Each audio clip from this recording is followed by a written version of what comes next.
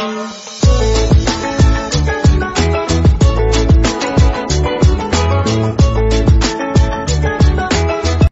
The lord. ప్రభు అయిన యేసుక్రీస్తు వారు ఈరోజు మనకు అందిస్తున్నటువంటి వాగ్దానం నెహెమ్యా 8వ అధ్యాయం 10వ వచనం. యెహోవా యందు ఆనందించుట వలన మీరు బలమొందుదురు.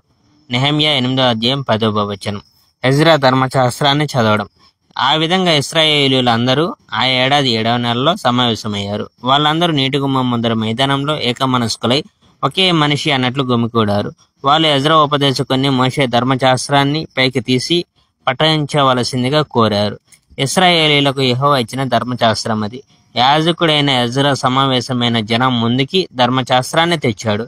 అది నెల మొదటి రోజు. అది ఏడాదిలో 7వ నెల. ఆ సమావేశంలో స్త్రీలు పురుషులు విని అర్థం చేసుకోగల వయస్సులో ఉన్నారు.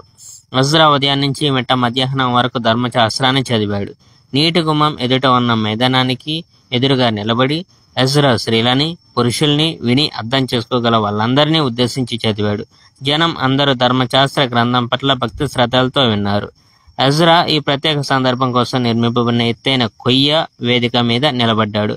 ఎజ్రా కుడి పక్కన మత్తిత్యా, షమా, అనాయా, ఊరియా, హిల్కియా, మయాషయాలు ఉన్నారు.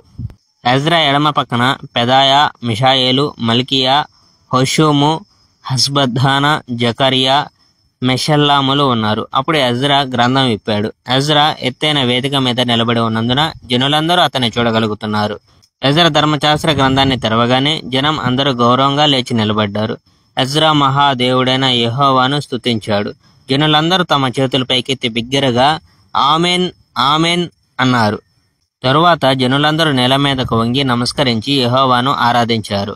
జనం అక్కడ నిలబడి ఉండగా లేవీయులు ధర్మశాస్త్ర నియమాలను జనాలకి బోధించారు.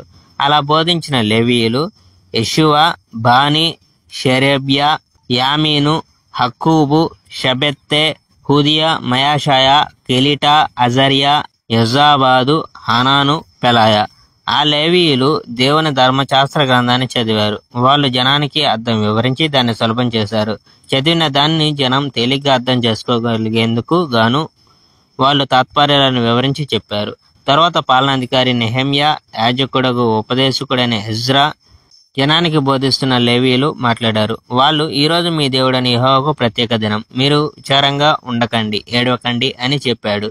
ధర్మశాస్త్రంలోని సందేశాలను వింటూ జనం అందరూ రోదన ఆరంభించిన మూలంగా వాళ్ళు ఈ మాటలు చెప్పారు. Praise the Lord. May God bless our India.